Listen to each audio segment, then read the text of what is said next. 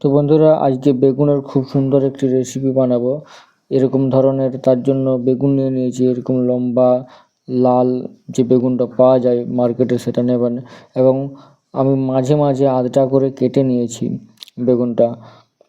তো এই বেগুনটাই আপনারা নেবেন, আর দেখবেন যাতে যত বেশি বীজ কম থাকবে বেগুনটাতে, তত এটা রেসিপিটা তত টেস্টি হবে।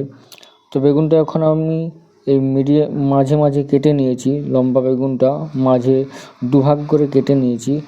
আর কেটে নেওয়ার পর একটুকু 1 ইঞ্চি 1.5 ইঞ্চি একটু ফেলে করে নিচ্ছি সাইডে। চার ভাগে করে নিচ্ছি আমি, এই যে এইভাবে দেখুন। এটা এরকম বেগুনটা নেবেন। এটা আমারটা দেখতে পাচ্ছেন একটু বীজ আছে। তো যত কম বীজ থাকবে তত বেগুনটা টেস্টি হবে। তো এখন জল দিয়ে ধুয়ে নিচ্ছি ভালো করে। আপনারাও এরকম সাইজটা রাখবেন বেগুনটার।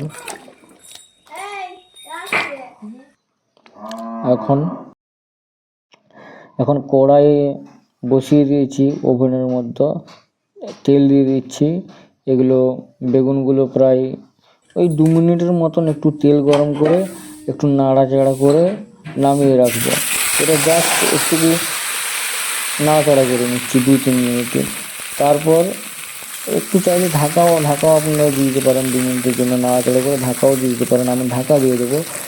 তো এভাবে কি হবে, এই বেগুনগুলো ওই মশলার মধ্যে কষা হবে। তারপর তাহলে যে টেস্টটা এটা করতে চাইছি সেই টেস্টটা আসবে বেগুনটার মধ্যে।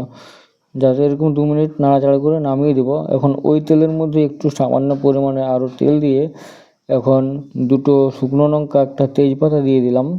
এরপর প্রায় আধা চা চামচের মতন একটুকু জিরা ফোড়ন দিয়ে দিলাম। আর একটুকু সামান্য পরিমাণে হিং দিয়ে দিচ্ছি এবং একটুকু নাড়াচাড়া করে এখন একে একে মশলাগুলো দিয়ে দিব। তার আগে এই যে দেখতে পাচ্ছেন আমি প্রায় 3টে টমেটো কেটেছিলাম। সেই 3টে টমেটো এবং আবার 4টা কাঁচা লঙ্কার মতন কুচি করে এই টমেটোর সাথে মিশা দিয়ে সেটা এই তেলের মধ্যে আমি দিয়ে দিচ্ছি এবং একটু নাড়াচাড়া করে নিচ্ছি। এরপর নাড়াচাড়া করে নেওয়ার পর এখন যখন টমেটোটা একটু ভাজা ভাজা হয়ে গেছে, সেই সময় আমি একটু ওই আদা কাঁচা লঙ্কা পেস্ট করা ছিল প্রায় 1 চা চামচের উপর হবে, সেটা দিয়ে দিয়েছি।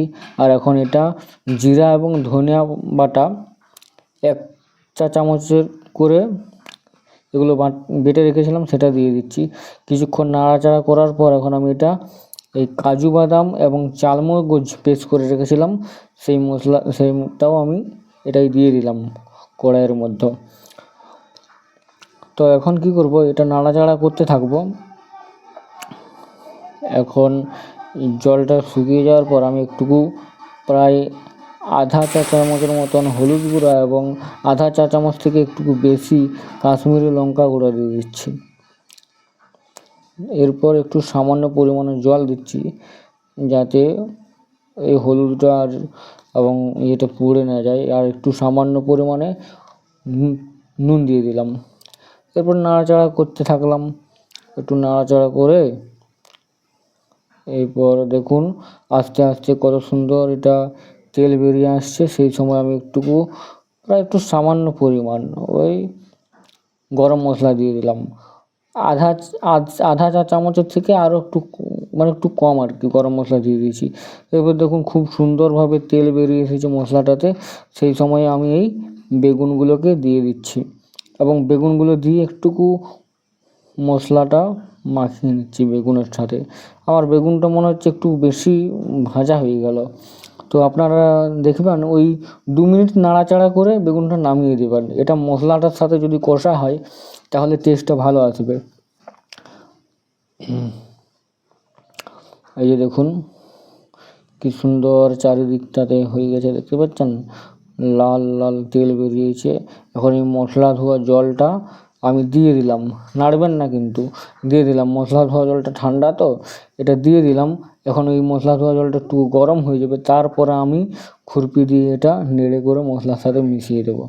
এই যে দেখুন এখন জলটা ফুটে উঠেছে। আর ওভেনটা আমার লো ছিল, তাতে মশলাটা কি হয়েছে, তলের মশলাটা যেটা লেগে যায়নি কড়াইয়ের সাথে এবং বসে যায়নি। এই যে এখন দেখুন আমি খুরপি দিয়ে নেড়ে এই মশলা বেগুন সব একসাথে মিশিয়ে আমি এখন এটা ঢাকা দিয়ে দিচ্ছি। ওই প্রায় 2-5 মিনিট ঢাকা দেওয়ার পরে ঢাকা খুলে এখন আমি এই কাশ্মীরি লঙ্কা কাশ্মীরি লঙ্কা না, এটা কেশরি মেথি আমি দিয়ে দিলাম। প্রায় 1 চা চামচের মতন আমি কেশরি মেথি দিয়ে দিয়েছি। তো এই রান্নাটাতে ধনিয়া পাতা দিলে খুব সুন্দর টেস্ট হয়। আমি ধনিয়া পাতাই দিতে চেয়েছিলাম, কিন্তু তো বন্ধুরা আমি 10 মিনিট পর ফিরে এসেছি, আর দেখতে পাচ্ছেন রেসিপিটা কী সুন্দর হয়েছে, কী সুন্দর একটা কালার এসেছে। আর এখন আমি এটা একটা থালার মধ্যে ঢেলে নিচ্ছি, জামের মধ্যে ঢালছি না, কারণ এটা বেগুনগুলো একে একের সাথে লাগালাগি হয়ে ভেঙে যাবে, তার জন্য আমি থালার মধ্যেই ঢালছি। এখন আমার রেসিপিটা তৈরি। আর আপনারা এই ধরনের ভিডিও যদি আরও সুন্দর সুন্দর রেসিপি দেখতে চান, ভগবানের অপ্রাকৃত প্রসাদ, তাহলে আমার এই চ্যানেলটি সাবস্ক্রাইব করে নোটিফিকেশন অন করে রাখবেন।